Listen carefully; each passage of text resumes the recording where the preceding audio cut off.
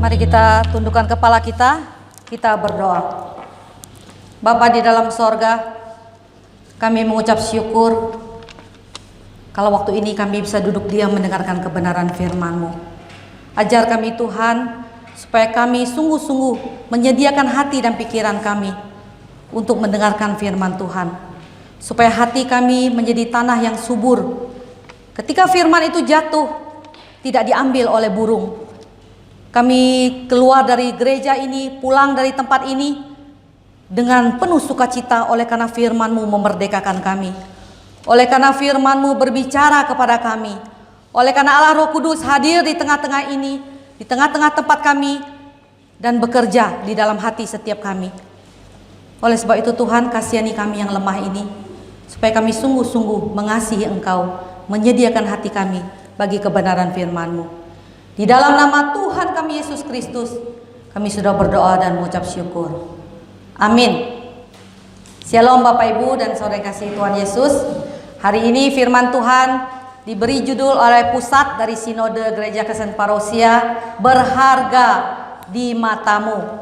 Saya menyediakan semua di PowerPoint, jadi tidak perlu lagi buka holy handphone karena semua sudah ada di depan. Yesaya 43 ayat 4, saya akan bacakan firman Tuhan cuma satu ayat. Oleh karena engkau berharga di mataku dan mulia, dan aku ini mengasihi engkau, maka aku memberikan manusia sebagai gantimu, dan bangsa-bangsa sebagai ganti nyawamu. Ini ayat nats pembimbing yang kita baca tadi. Saya ada menggarisbawahi 3 hal. Ini perkataan Tuhan kepada bangsa Israel. Berharga, mulia, dan mengasihi. Oleh karena engkau, yaitu kita umat Tuhan, berharga, kita mulia, dan Tuhan mengasihi kita. Firman Tuhan hari ini akan membahas 3 hal ini. Seberapa berharga kita di mata Tuhan, seberapa berharga kita, seberapa mulianya kita nanti, dan seberapa besar Tuhan mengasihi kita. Bapak Ibu, ada banyak agama di dunia ini yang mengatakan Allah itu maha kasih, maha penyayang, maha pengampun. Tetapi hanya Tuhan Yesus yang membuktikan kasih-Nya kepada kita. Hal yang pertama adalah seberapa berhargakah saya di hadapan Allah. Bapak Ibu, kalau kita punya barang atau punya teman atau siapapun yang dekat dengan kita, biasanya kapan ketika orang itu kita merasa sangat berharga? Kapan? Ketika masih ada atau ketika dia sudah tidak ada bersama kita? Setelah dia tidak ada ya. Atau ketika kita melihat barang, misalnya saya bandingkan 2 barang, pensil yang buat nulis, pensil biasa, sama handphone, iPhone lah. Kalau itu 2 barang hilang, kira-kira mana yang akan kita cari sedemikian rupa? Pasti handphone. Karena apa? Karena lebih berharga daripada pensil, ya. Kecuali pensilnya diberikan oleh orang tertentu. Jadi bukan pensilnya yang berharga, orangnya. Orangnya spesial, pensilnya cuma 1 dan begitu berharga, ya. Artinya apa? Keberhargaan sesuatu atau seseorang atau suatu barang akan kita tahu nilainya ketika sudah hilang. Dan kita seberapa besar kita memperjuangkan mencarinya. Nah itu kita tahu berharganya seberapa banyak. Oleh sebab itu Bapak Ibu, manusia berharga. Kita berharga di mata Tuhan. Apa buktinya? Ketika manusia jatuh ke dalam dosa, ketika kita sudah terhilang oleh karena dosa, Allah tidak tinggal saja di sorga. Dia tidak diam saja. Dia tidak berada di tahta sorganya dan kemudian membiarkan kita yang terhilang. Pertanyaannya, Tuhan sanggupkah mencari yang terhilang? Sanggup. Sanggupkah manusia yang hilang itu mencari Tuhan? Tidak sanggup. Manusia yang sudah hilang, manusia yang sudah berdosa tidak bisa mencapai Allah yang sempurna, yang kudus dan mulia. Tidak akan pernah. Oleh sebab itu, ketika Tuhan datang ke dunia ini mencari manusia, itu artinya kita berharga. Bapak Ibu dan saya berharga di mata Tuhan. Jawabannya seberapa harganya? Seharga anaknya yang tunggal. Seharga kematian Yesus. Karena tidak ada cara lain Oleh sebab itu, kalau sampai ada orang-orang Kristen, anak-anak Tuhan mengakhiri hidupnya minum baygon, potong apa ini? Anak-anak muda sering ya, tapi sering ada banyak yang nggak mati, goresannya aja yang banyak, matinya enggak ketika putus cinta. Jangan pernah menghabiskan nyawa. Karena apa? Karena kita berharga di mata Tuhan. Tuhan menebus kita, Tuhan mencari kita dan memilih kita sehingga kita bisa percaya kepada Tuhan Yesus. Ada begitu banyak orang di luar sana yang tidak bisa melihat kasih karunia, keselamatan di dalam Yesus Kristus.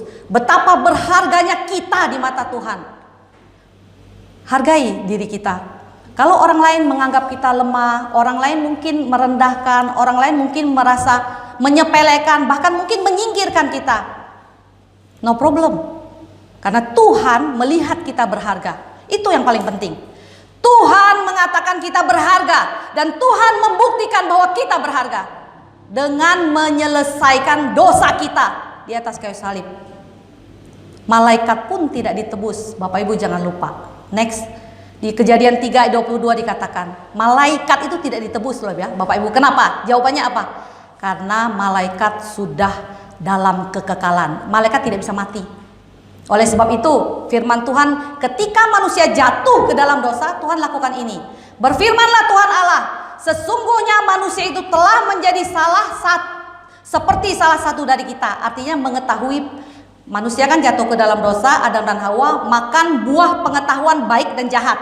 Jadi ketika manusia makan buah itu, jatuh ke dalam dosa dan tahu baik dan buruk. Sehingga mereka sadar dia telanjang. Adam dan Hawa sadar, saya nih telanjang ternyata selama ini. Padahal selama ini tidak sadar. Karena mereka suci waktu itu, masih bicara dengan Tuhan. Ketika mereka melanggar perintah Tuhan, mereka berdosa, mereka dibuang oleh Tuhan, Tuhan lakukan ini.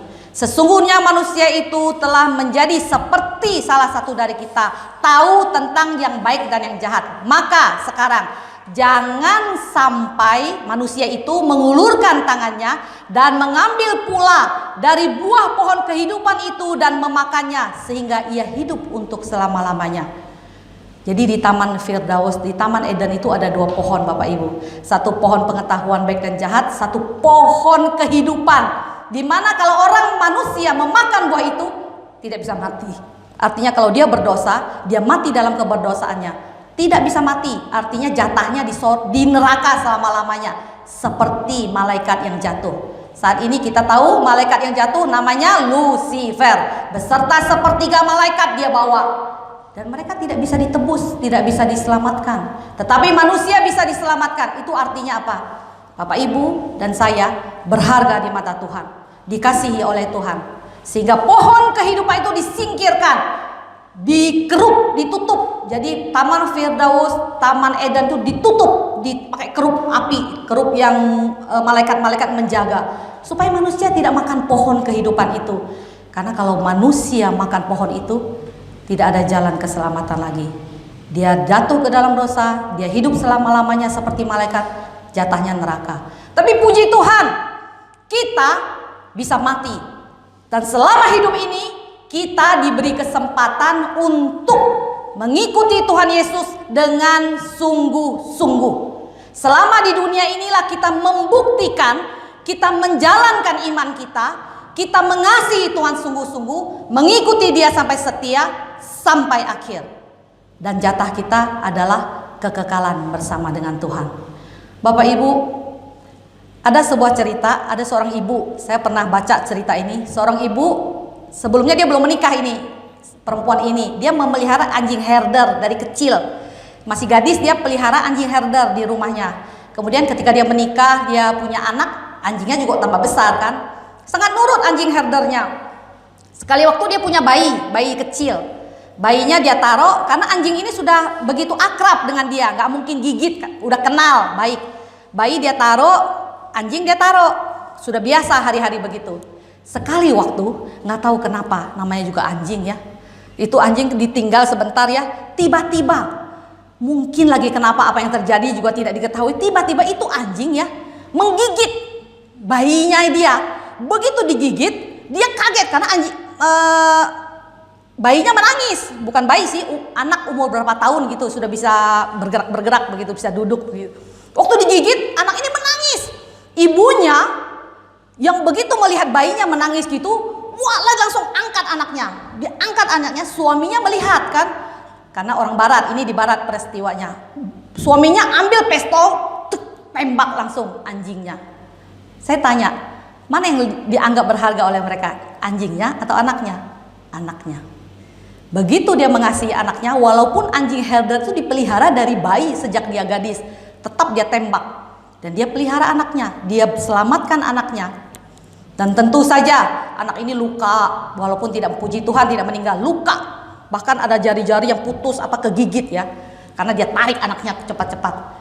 Kemudian dibawa ke rumah sakit, diobati, mengalami proses pemulihan yang begitu lama sampai dia sembuh. Bapak Ibu, ini gambaran yang sangat bagus kepada kita semua. Kita ini sudah berdosa. Siapa yang tidak berdosa di dunia ini? Hampir setiap hari pikiran kita, kelakuan kita, mulut kita sering kali jatuh ke dalam dosa. Walaupun kita sudah orang percaya, sering kali kita gagal melakukan firman Tuhan. Karena apa? Karena dosa sudah menempel di dalam hidup kita. Oleh sebab itu Tuhan mengasihi kita. Hari lepas hari kita diubahkan. Dia harus dibawa ke rumah sakit, mengalami pengobatan. Bayangkan kalau mamanya nggak ngobatin anaknya, udah aja ditaruh di rumah setelah dilepaskan dari anjing herder, anjing herdernya udah mati, taruh aja di rumah. Kira-kira bisa sembuh nggak itu anak? Nggak bisa. Dia harus dibawa ke rumah sakit, dijahit tuh nangis, dibius, diperawatan cukup lama. Dia harus mengalami pemulihan dari luka akibat gigitan dari anjing herder itu. Demikian juga kita sebagai orang percaya. Kita sudah digerogoti dosa. Maukah kita setiap hari diproses oleh Tuhan? Tuhan mengasihi kita dengan menyelamatkan hidup kita karena kita berharga. Tapi jangan lupa, Tuhan juga sedang memproses kita sebagai anak-anak Tuhan. Next, oleh sebab itu, yang kedua adalah kita adalah orang yang dipermuliakan. Bapak tahu emas? Bapak Ibu tahu emas? Emas campuran atau kalung yang kita pakai, apa itu sudah dicampur sama beberapa bahan. Kalau emas yang murni itu lembek. Saya dulu jual emas, toko emas, jadi saya tahu. Emas itu dimurnikan, nggak ada cara lain, dengan api. Dibor, baru bisa murni. Begitu juga dengan iman kita. Kita anak-anak Tuhan. Kita hanya bisa dimurnikan selama kita di dunia ini dengan berbagai ujian. Jadi kalau Bapak Ibu mengalami, aduh, kenapa persoalan saya berat? Kenapa melawan dosa berat? Kenapa saya mengalami penolakan di dunia ini? Kenapa jadi istri susah? Kenapa jadi suami susah? Kenapa jadi anak-anak susah? Kenapa jadi orang tua susah? Di dunia ini adalah sumber masalah, Bapak Ibu. Oleh sebab itu, relakan hati kita untuk dimurnikan. Tujuannya apa? Next. Roma 8 ayat 30 berkata, dan mereka, itu kita. Dan mereka yang ditentukannya dari semula, mereka itu juga dipanggilnya. Dan mereka yang dipanggilnya, mereka itu juga dibenarkannya. Dan mereka yang dibenarkannya, mereka itu juga dimuliakannya. Lihat Bapak Ibu urutannya. Kita ditentukan dari semula. Kita dipilih oleh Tuhan. Kita tidak layak, bukan karena kita baik, tetapi karena Tuhan mengasihi kita. Kita dipanggil. Ada banyak orang kan menjadi Kristen karena diajak teman, karena diberitakan Injil. Itu dipanggil melalui orang-orang di sekitar kita. Tuhan panggil kita melalui teman kita, melalui pembacaan Alkitab, melalui mungkin nonton YouTube, melalui apapun. Tuhan memanggil. Ketika kita dipanggil, kita dibenarkan. Bukan kita yang menjadi benar, bukan kita yang bagus, tidak. Ketika kita dipanggil, kita dalam keadaan berdosa. Ketika kita diselamatkan, kita dalam keadaan berdosa. Bukan kita lebih baik dari orang lain. Justru karena kita tidak layak, justru karena kita berdosa, maka kita dibenarkan. Kenapa dibenarkan? Karena Yesus Kristus menyelesaikan seluruh dosa kita di atas kayu salib. Oleh sebab itu firman Tuhan mengatakan, oleh kasih karunia kamu diselamatkan. Itu bukan hasil usahamu, tetapi pemberian Allah. Jangan ada orang yang memegahkan diri atau sombong. Efesus 2 ayat 8 dan 9. Bapak Ibu, ini adalah firman Tuhan yang mengatakan kita semua berdosa, kita semua tidak layak. kita semua orang-orang yang pantas dibinasakan.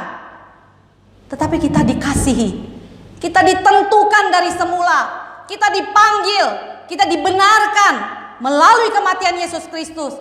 Dan suatu saat kita akan dimuliakan. Ini perkara yang luar biasa, harapan yang tidak dimiliki oleh orang yang di luar Kristus. Pengharapan kita dimuliakan. Bapak Ibu tahu kalau zaman dahulu orang menghadap raja yang mulia. Selalu bang begitu kan?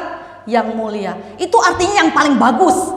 Kalau di sebuah negara ada raja yang mulia, orang bilang begitu. Itu artinya the best. Suatu saat kita akan menjadi yang dimuliakan. Karena Tuhan Yesus sudah dimuliakan saat ini. Next, Yakobus 1 ayat 12 mengatakan, berbahagialah orang yang bertahan dalam pencobaan. Sebab apabila ia sudah tahan uji, ingat ya, sudah tahan uji, ia akan menerima mahkota kehidupan yang dijanjikan Allah kepada barang siapa yang mengasihi dia. Bapak Ibu, selama di dunia ini tahanlah diuji oleh Tuhan. Jangan mengeluh. Lakukan bagian kita dengan baik. Karena suatu saat kita akan menerima mahkota kehidupan yang dijanjikan. Pohon kehidupan yang disembunyikan oleh Tuhan itu akan disediakan bagi kita. Orang-orang yang setia, orang-orang yang tahan uji, yang akan bertemu dengan dia nanti. Pertanyaannya, mengapa kita perlu mengasihi dia? Toh kita sudah diselamatkan, gak perlu membuktikan diri. Jawabannya, karena kita sudah dikasihi, maka kita wajib mengasihi dia. Next, yang ketiga. Tadi kita kita adalah orang-orang yang berharga. Seberapa berharga? Seharga darah Kristus. Kita akan dimuliakan. Seberapa mulia? Semulia Tuhan Yesus. Bersama dengan dia, bertemu muka dengan muka selama-lamanya. Dan kita adalah orang-orang yang dikasihi oleh Tuhan. Bapak Ibu, kalau bicara kasih, dunia ini sudah rusak ya. Ada orang kalau jatuh cinta, saya mengasihimu, tapi begitu putus cinta, besok dia cari yang lain. Dia tidak mengasihi kita sungguh-sungguh. Dia cuma mengasihi dirinya. Ya, kalau kita di dunia ini, kita menolong orang, saya baik kepada kamu, berharap suatu saat kamu baik ke saya. Itu tidak mengasihi orang itu sebenarnya. Di dalam kita mengasihi orang itu ada maksud di dalamnya. Saya sebenarnya mengasihi diri saya, berharap dapat balasan. Kalau Tuhan tidak begitu. Tuhan mengasihi kita dan dia berharap kita mengasihi dia seperti kasih yang tanpa balasan. Apakah kita sudah sanggup membalas kasih Tuhan? Tidak. Kita mengasihi Tuhan bukan karena kita sanggup mengasihi dia, tetapi karena bukti. Kasih itu perlu bukti. Kalau kita bilang saya mengasihi Tuhan, tapi kita tidak pernah mentaati firman Tuhan, itu artinya bohong. Bapak Ibu, saya akan memberi satu gambaran. Gambaran ini sangat bagus, menyentuh saya. Ada sebuah cerita, seorang bapak yang kaya raya. Sangat kaya, punya pabrik, punya perusahaan, kaya raya. Dia punya anak tunggal, cuma satu, laki-laki anaknya. Sekali waktu, anak laki-laki ini keluar di malam hari, naik motor. Dia ada keperluan, keluar rumahnya sebentar. Dia bawa handphone. Di tengah jalan ada bunyi handphonenya, bunyi kring gitu. Terus dia menepi sedikit, dia angkat handphonenya. Halo, begitu. Begitu diangkat teleponnya, tiba-tiba ada perampok lewat. Tarik handphonenya. Karena dia tidak mau ditarik, karena dia laki-laki juga, dia handphonenya mahal, dia pertahankan. Terus dia pertahankan, akhirnya pencopetnya mengeluarkan pisau. Terus ditusuk berkali-kali. Ketika ditusuk anak itu, dia teriak pas polisi lewat. Ada polisi lalu lintas atau yang lewat, ada orang menolong. Ditolong, pencurinya ditangkap. Dia dilarikan ke rumah sakit dan meninggal di rumah sakit. Bapaknya tahu, diberitahu. Kemudian bapaknya diwawancara. Orang Kristen. Apa yang engkau ingin, maksudnya apa yang akan kau katakan? Terus bapaknya bilang begini. Ya, anak saya sudah mati, anak tunggal saya, satu-satunya. Saya mengampuni penjahat itu, dia bilang begitu. Saya mengampuni penjahat itu, anak muda yang merampok itu. Tetapi hukum harus dijalankan seadil-adilnya. Tetap anak itu harus membayar kematian anak saya. Artinya dipenjara seumur hidup biasanya begitu ya. Bagus nggak Bapak Ibu? Adil nggak? Kalau Bapak Ibu yang berada di posisi Bapak tadi, yang kaya raya, yang bakal warisannya jatuh ke anak yang tunggal itu, mati, dirampok, perampoknya ketangkap. Kira-kira adil nggak kalimat yang begitu? Wih, kita langsung acung jempol. Bagus sekali itu Bapak ya. Dia mengampuni. Aduh, memang hukum harus diadil. Dijalankan biar dia tahu rasa. Masukkan ke penjara. Biar tahu rasa kehilangan. Begitu ya. Saya mengajak Bapak Ibu membayangkan. Mari kita bayangkan sama-sama. Andai kata, bayangkan ulang, Bapak ini bilang begini. Saya memang mengalami kehilangan anak saya. Anak saya mati. Saya ampuni dia, si perampok, si pencopet. Tapi, nah ada tapinya ya. Perhatikan baik-baik. Tapi jangan hukum dia, hukum saja saya. Ingat baik-baik Bapak Ibu, ini kita bayangkan ya. Mari kita bayangkan ya. Bapak ini bilang gini, oke, anak saya sudah mati, orang ini salah, salah. Dia harus jalankan hukuman kan, kalau salah nggak mungkin dibebaskan. Karena polisi pasti tangkap, artinya dipenjara karena mengambil nyawa orang. Saya yang gantikan dia. Dia dibebaskan saja, saya gantikan. Nggak sampai di situ Bapak Ibu. Saya menggantikan dia masuk penjara, dihukum. Koma lagi, dan saya akan angkat si pencopet ini menjadi anak saya. Kata mereka, pencopet diangkat jadi anak, dan karena dia kaya raya, dia akan menjadi pewaris seluruh harta kekayaan saya. Bapak Ibu kebayang? Kebayang nggak? Seperti mustahil ya. Tapi itulah yang dilakukan Bapa di sorga bagi Anda dan saya. Itulah yang dilakukan Bapa di sorga bagi Anda dan saya. Manusia berdosa. Manusia yang menyalibkan Tuhan Yesus di kayu salib. Apa yang Tuhan lakukan? Dia menggantikan posisi kita. Kemudian kita diangkat menjadi anak. Kita menjadi ahli warisnya. Kita akan bersama dengan dia di sorga. Bapak Ibu, itulah kasih karunia. Itulah kasih karunia. Itulah bukti bahwa Allah mengasihi kita. Bukan karena kita baik, bukan karena kita lebih suci dibandingkan orang lain, tetapi karena kita tidak layak, tapi karena kita dipilih sejak awal, kita dibenarkan oleh karena kematian Yesus Kristus, dan kita akan dimuliakan. Next, Yohanes 14 ayat 23 sampai 24a mengatakan, jawab Yesus, jika seorang mengasihi aku, ia akan menuruti firman-Ku, dan Bapa-Ku akan mengasihi dia, dan kami akan datang kepadanya dan diam bersama-sama dengan dia. Barang siapa tidak mengasihi aku, ia tidak menuruti firman-Ku. Simpel Bapak Ibu. Sekarang pertanyaannya, ada orang bilang begini, firman Tuhan kan banyak Bu, tebal sekali, gimana saya bisa menurutinya? Bapak Ibu, ketika Tuhan meminta kita menuruti firman Tuhan, Tuhan tidak bilang kita berhasil dan kemudian sempurna dan tidak ada dosa lagi baru bisa masuk surga. Tidak. Karena keselamatan bukan karena perbuatan baik. Kalau kita mengasihi Tuhan, kita membuktikan kasih Tuhan. Jatuh bangun gak? Iya. Jangankan Bapak Ibu, saya juga jatuh bangun. Setiap hari, setiap bangun tidur, saya lalu berdoa, Tuhan jadikan saya istri yang taat. Kadang-kadang tidak taat. Kadang-kadang melawan Pak Henry juga. Jadikan saya ibu yang baik, mami yang baik buat anak-anak saya. Sering kali saya tidak jadi mami yang baik. Sering kali saya gagal. Jadikan saya gembala yang baik di gereja. Ibu gembala. Sering kali saya gagal. Bapak Ibu, orang yang ingin menuruti firman Tuhan sama orang yang tidak peduli, itu dua hal yang berbeda. Sangat berbeda. Kalau kita sebagai orang tua pasti kita bisa membedakan anaknya. Yang mana yang mau nurut tapi gagal terus, sama yang tidak peduli dan memang melawan. Nggak usah jawab. Jadi anak kalau mau melawan orang tua nggak usah jawab. Pasang aja muka tembok. Itu namanya melawan. Diam saja kayak batu. Disuruh apa-apa diam sambil dipikiran dalam hati, suatu saat saya akan keluar dari rumah ini dan saya akan bebas, saya tidak mau lagi berurusan sama orang tua saya. Itu pikiran melawan.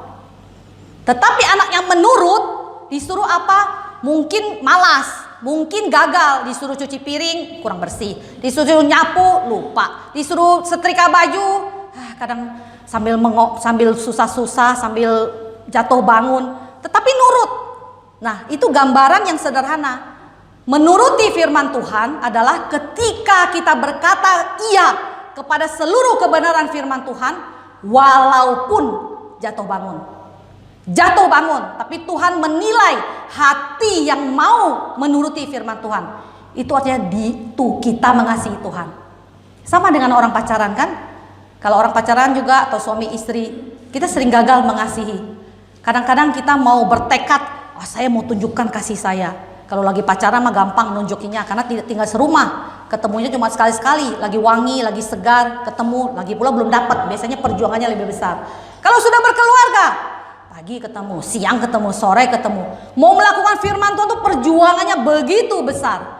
Tapi ketika kita memiliki hati, saya mau, tapi gagal lagi, nggak apa-apa. Lakukan lagi, gagal lagi, nggak apa-apa, terus aja. Ini artinya kita mengasihi Tuhan dan mau menuruti firman Tuhan. Saya akan bagikan ayat yang terakhir. Bapak Ibu, ini gambaran yang sempurna. Bagaimana Tuhan menganggap kita orang yang berharga. Tuhan memuliakan kita suatu saat nanti. Dan Tuhan mengasihi kita. Roma 8 ayat 15 sampai 17. Kita baca bersama-sama ya. 1, 2, 3. Sebab kamu tidak menerima roh perbudakan yang membuat kamu menjadi takut lagi, tetapi kamu telah menerima roh yang menjadikan kamu anak Allah. Oleh roh itu kita berseru, ya Aba, ya Bapa. Roh itu bersaksi bersama-sama dengan roh kita bahwa kita adalah anak-anak Allah.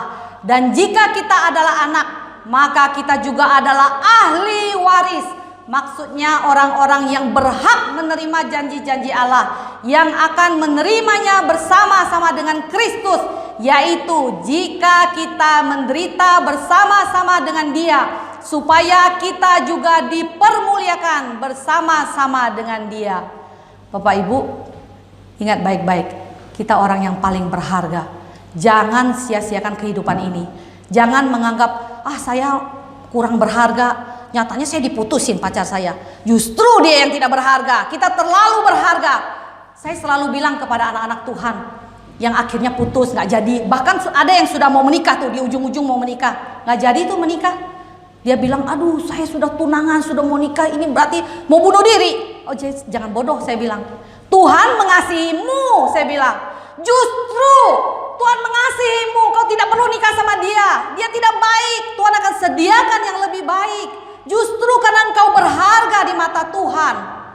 Teman-teman saya nggak mau temenan sama saya lagi. Saya disingkirkan, teman saya habis semuanya karena saya Kristen, mereka bukan. Justru kita berharga. Maka Tuhan tidak mau merusak kita dengan pergaulan yang buruk yang bisa merusak kebiasaan yang baik. Bapak Ibu, kita begitu berharga. Jangan pernah merasa diri tidak berharga. Kita seharga darah Kristus. Kristus mati di kayu salib karena kita berharga. Dan kita akan dipermuliakan. Firman Tuhan di ayat 17 dikatakan, dan jika kita adalah anak, maka kita juga adalah ahli waris. Maksudnya orang-orang yang berhak menerima janji Allah, yang akan menerimanya bersama-sama dengan Kristus, yaitu jika kita menderita bersama-sama dengan Dia, supaya kita juga dipermuliakan bersama-sama dengan Dia. Bapak Ibu, ingat ya, apapun yang terjadi dalam kehidupan ini, bertahanlah, setialah kepada Kristus, karena tidak ada cara lain. Jadi kita akan menjadi orang-orang yang dipermuliakan. Kalau kita pernah salah, balik. Kalau kita pernah lemah, balik ke Tuhan, karena kita berharga. Seberapa berharga? Seharga darah Kristus, nyawa Tuhan Yesus. Amin. Mari kita berdoa. Bapa di dalam sorga, kami mengucap syukur kalau kami berharga di mata-Mu, sehingga Engkau datang ke dunia ini dan menebus dosa kami. Bukan karena kami baik dan suci, tetapi karena Engkau mengasihi kami. Oleh sebab itu Tuhan, ajar kami untuk mengasihi Engkau sungguh-sungguh. Selama kami hidup di dunia ini, ketika pencobaan datang, ajar kami untuk tidak kalah, untuk tidak menjauh dari kebenaran firman-Mu.